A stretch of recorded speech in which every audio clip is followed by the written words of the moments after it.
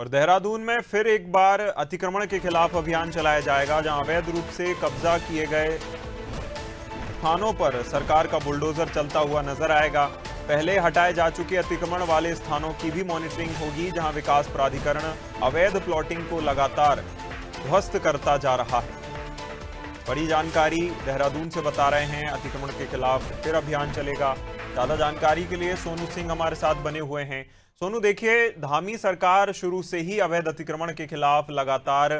ठोस और सख्त कदम उठाती आई है। अब नया क्या प्रयास किया जाएगा?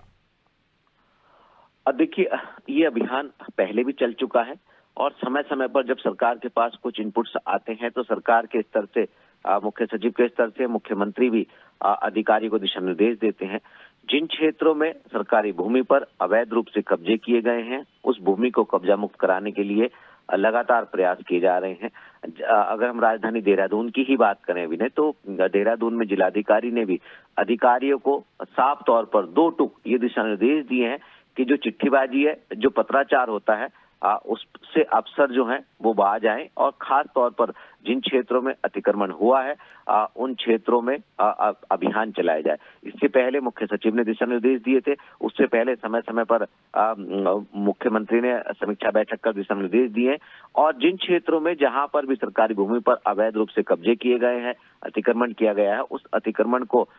हटाने के लिए जो मसूरी देहरादून विकास प्राधिकरण है, MDDA, उसके स्तर से भी लगातार प्रयास किए जा रहे हैं। अगर विकासनगर क्षेत्र की आप बात करें, जो छरवा वाला इलाका है,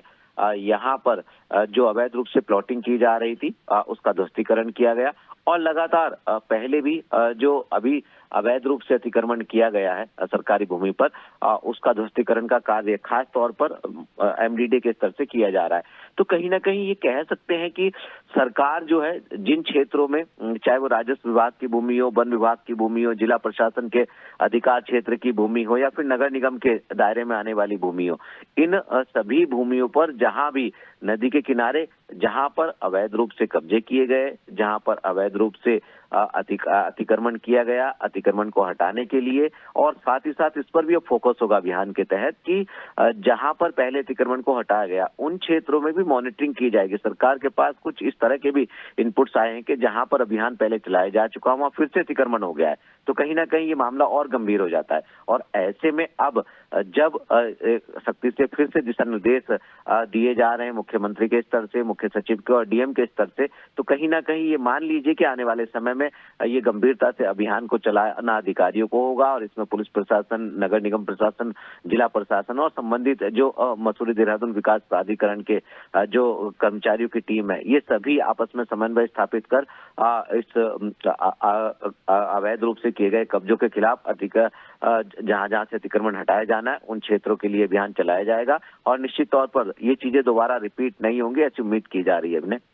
बिल्कुल, कहीं ना कहीं ऐसी चीजें फिर रिपीट ना हो, इसको लेकर लगातार प्रयास किया जा रहा है। सोनू बनी रहेगा हमारे साथ, आपका फिर रुख करेंगे।